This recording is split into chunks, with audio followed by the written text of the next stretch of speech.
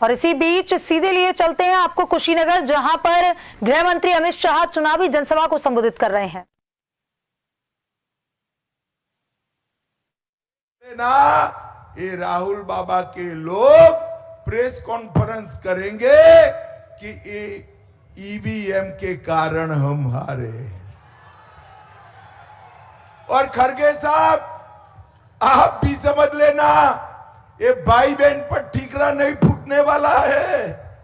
ये भाई बहन पर ठीकरा नहीं फूटेगा, हार का ठीकरा खड़गे साहब पर फूटेगा और उनकी नौकरी जाने वाली।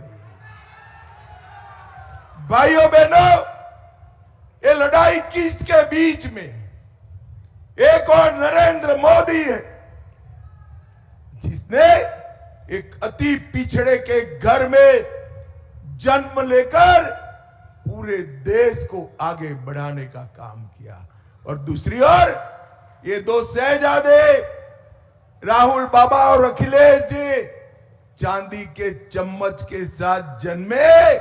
पूर्वांचल की तकलीफ उनको मालूम नहीं है भैया, मालूम नहीं है।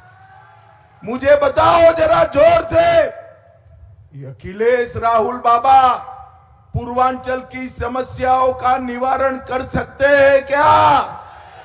जोर से बोलो, कर सकते हैं क्या?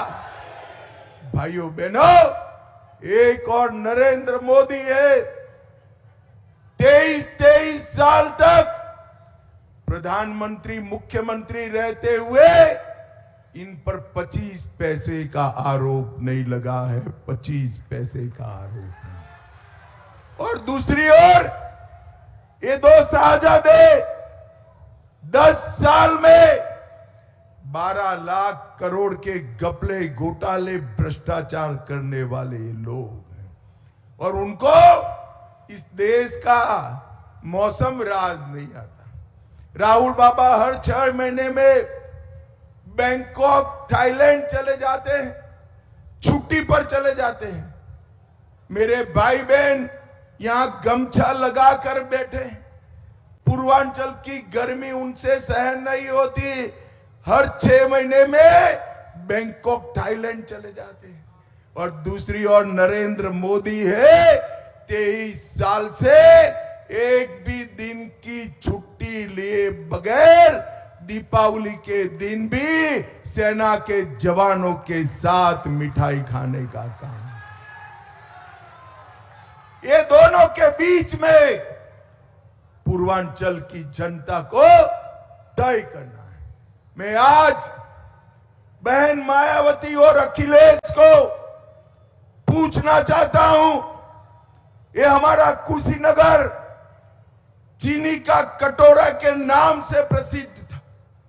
आपके समय में 5-6 चीनी मिलें बंद हो। भाइयों बहनों, आज मैं बताता हूं कि हमारी सरकार के समय में 20 बंद की हुई चीनी मिलों को चालू करने का काम योगी आदित्यनाथ जी ने किया है। योगी आदित्यनाथ जी 19 मिलें सपा के समय में बंद हुई, 10 मिलें अखिलेश जी के समय में बंद हुए, और हमने ये बंद मिले तो चालू की, 5 नई मिलें बनाने का काम भारतीय जनता पार्टी ने किया।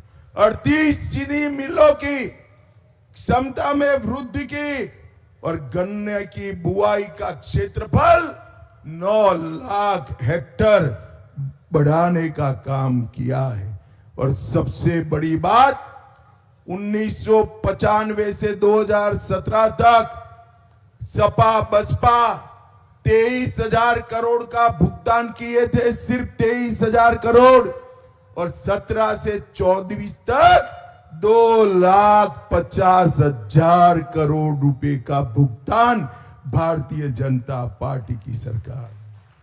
मोदी जी ने इथेनॉल पॉलिसी लाए।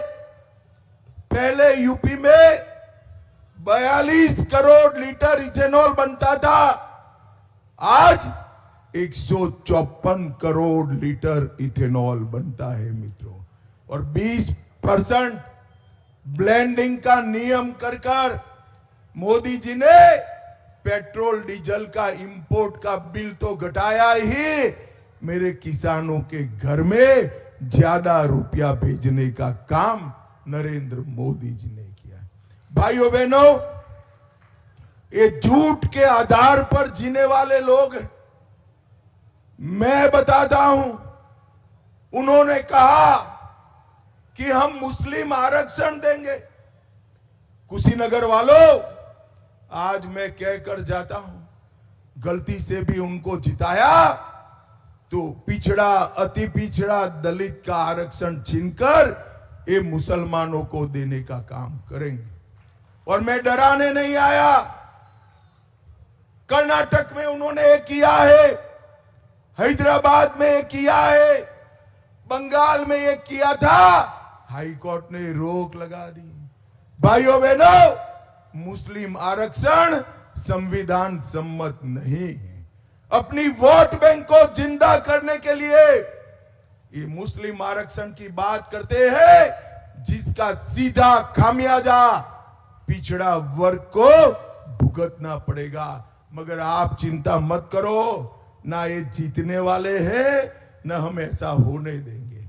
मैं आपको कहकर जाता हूं, जब तक नरेंद्र मोदी जी है, पिछड़ा वर्ग के आरक्षण को कोई हाथ नहीं लगा सकता, नहीं लगा। भाइयों बहनों, और दूसरी बात सुन लिए, जब तक भारतीय जनता पार्टी का एक भी सांसद है, हम इस देश में धर्म के आधार पर आरक्षण को नहीं आने देंगे, नहीं आने।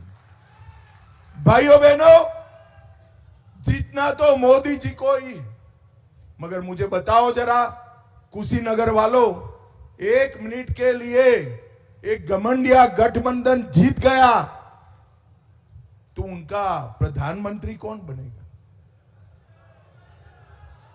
कोई है क्या? अरे चलो यार, मैं आपको एक एक कर पूछता हूं। शरद पवार बन सकते हैं क्या? अरे जोर से बोलो, बन सकते हैं? ममता दीदी बन सकती है? लालू जी बन सकते हैं? उद्धव ठाकरे बन सकते हैं? अब हंसना मत, हंसना मनाइए। राहुल बाबा बन सकते हैं क्या? अरे क्यों हंसे भाई?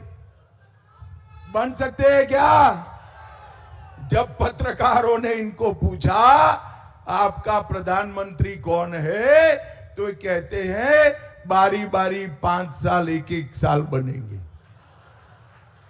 मुझे बताओ भाइयों बहनों, 130 करोड़ का देश, जिसको दुनिया का नेतृत्व करना है, ये बारी बारी प्रधानमंत्री चल सकता है क्या? अरे जोर से बोलो, चल सकता है क्या?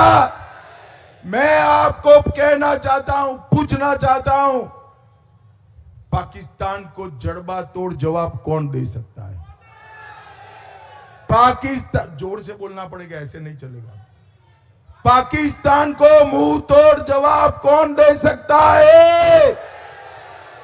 कोरोना जैसी महामारी के खिलाफ कौन बचा सकता है? आतंकवाद को कौन समाप्त कर सकता है? नक्सलवाद को कौन समाप्त कर सकता है? 60 करोड़ गरीबों का कौन भला कर सकता है? गरीबों को घर कौन दे सकता है?